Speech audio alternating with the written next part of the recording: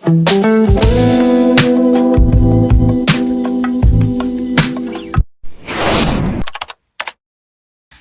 izin Bapak dosen, mohon izin rekan-rekan, izin memperkenalkan diri, Made Praja Putri, Dinda Putri Astri, NPP 31.0191, kelas I6, nomor absen 4, Prodi Kependudukan dan Pencatatan Sipil, Fakultas Perlindungan Masyarakat. Beserta rekan saya, izin memperkenalkan diri, Madya Praja Putri Tiza Nur Azizah, NPP 310391, kelas I6, absen 08, Prodi Kependudukan dan Pencatatan Sipil, Fakultas Perlindungan Masyarakat. Baik, di kesempatan yang berbahagia ini, di mata kuliah Perencanaan Dasar, yang salah satu materinya adalah dasar muka yang akan kita lindungi. Baik, langsung saja kepada Saudari Tijar, bagaimana pendapat Anda mengenai jenis-jenis dari dasar muka?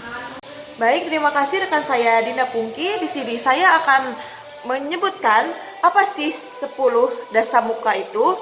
Yang pertama, ada dasar muka sebagai makhluk. Yang kedua, dasar muka sebagai manusia.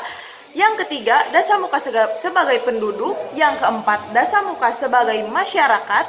Yang kelima, dasar muka sebagai warga bangsa. Yang keenam, dasar muka sebagai warga negara. Yang ketujuh, dasar muka sebagai rakyat. Yang kedelapan, dasar muka sebagai warga dunia. Yang kesembilan, dasar muka sebagai produsen. Dan yang terakhir, dasar muka sebagai konsumen. Di sini kami akan lebih mendalami mengenai dasar muka di daerah kami masing-masing, yaitu di Provinsi Jawa Barat dan rekan saya di Provinsi Jambi. Baik, di sini saya ingin bertanya kepada Saudari Dinda, bagaimana sih dasar muka yang ada di Provinsi Jambi? Baik, terima kasih kepada Saudari Tijar atas pertanyaannya. Di sini dasar muka yang terjadi di Provinsi Jambi salah satunya adalah sebagai makhluk.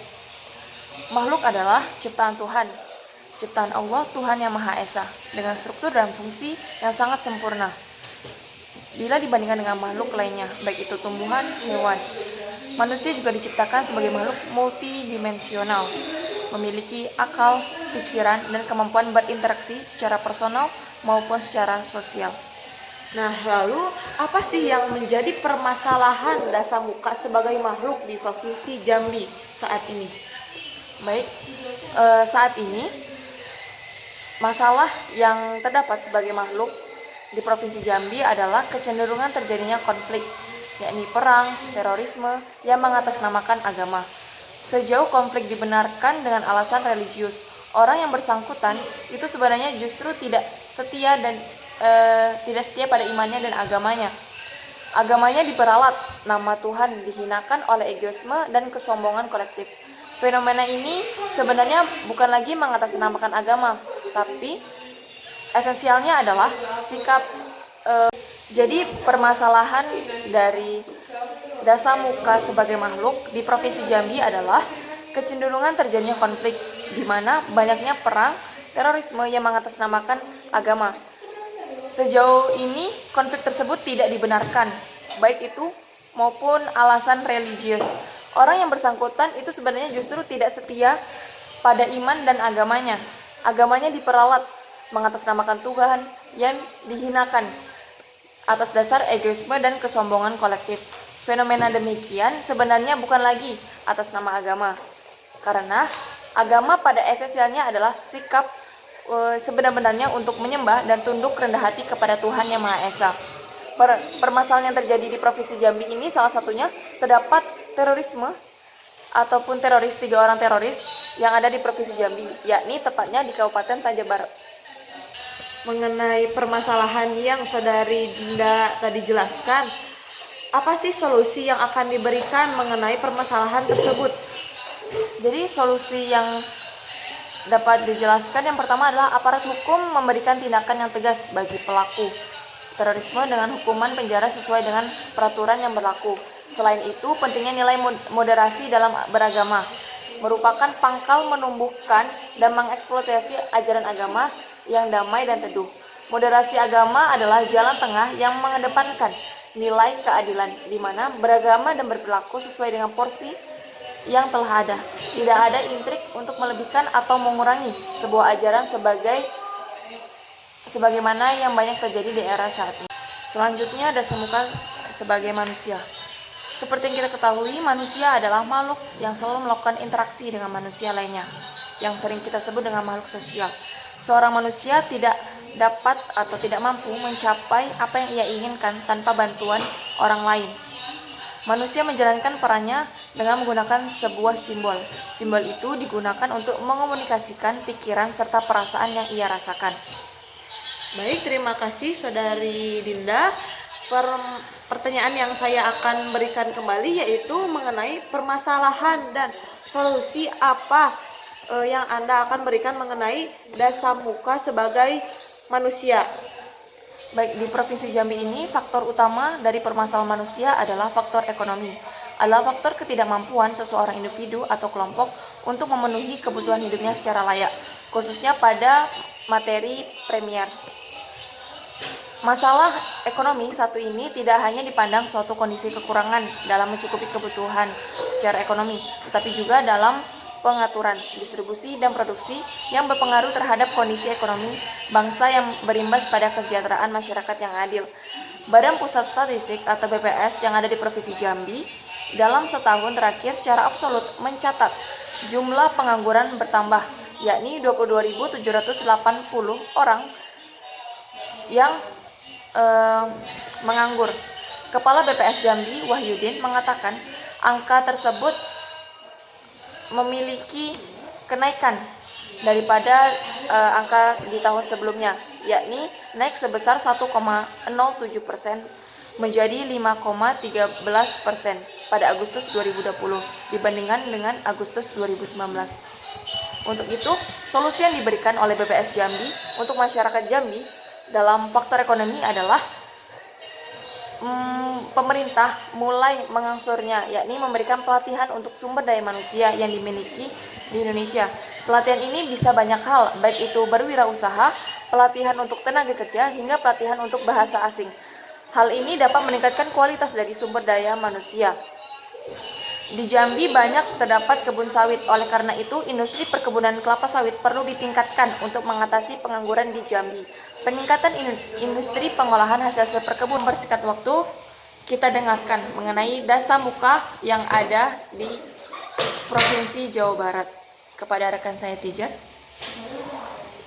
Baik, terima kasih rekan saya Dinda. Di sini saya akan menjelaskan beberapa dasamuka yang ada di daerah Jawa Barat, yaitu yang pertama, dasamuka sebagai warga bangsa. Nah, Indonesia kan merupakan negara yang memiliki beragam kebudayaan, tidak terlepas dari Jawa Barat, yang mana di Jawa Barat sendiri memiliki beragam kebudayaan yang sudah seharusnya dapat dijaga, sebab banyaknya persamaan dan perbedaan dapat menjadi wajah warga bangsa. Seperti yang diketahui bahwa terdapat beberapa kampung adat di Jawa Barat yang sehingga saat ini masih dilestarikan, yang mana diantaranya yaitu yang pertama kampung adat Ciptagelar, kampung adat Cirende, kampung adat Naga, kampung Pulo, kampung adat Kuta, dan masih banyak lainnya. Oleh karena itu, sebagai warga bangsa yang tentunya memiliki peran dan tanggung jawab dalam menjaga dan melindungi, sudah sepantasnya harus terus menghargai budaya yang telah dititipkan oleh nenek moyang sebelumnya agar wajah Jawa. Selanjutnya, dasamuka sebagai warga negara. Tidak dapat dipungkiri banyaknya permasalahan terhadap negara Indonesia, menjadikan kita agent of change harus mengembangkan peran sebagai penerus estafet kemajuan bangsa. Dengan demikian, tentu wajah penduduk Jawa Barat harus dapat menampilkan karakter dengan baik, bukan hanya untuk wilayah sekitar, melainkan secara nasional. Dalam kaitan kepentingan nasional itulah bangsa Indonesia tentu saja harus senantiasa mengembangkan dan memiliki kesadaran ruang dan kesadaran geografis sebagai negara kepulauan. Hal ini logis dan sangat mendasar mengingat di satu sisi posisi geografis yang strategis dan terbuka serta mengandung keragaman potensi sumber kekayaan alam. Tentu saja merupakan peluang dan keuntungan bagi bangsa Indonesia dalam mewujudkan cita-cita dan tujuan nasionalnya. Namun, di sisi lain, posisi geografis yang menjadi perlintasan dan pertemuan kepentingan berbagai negara ini mengandung pula kerawanan dan kerentanan karena pengaruh perkembangan lingkungan strategis yang dapat berkembang menjadi ancaman. Yang terakhir yaitu sebagai masyarakat.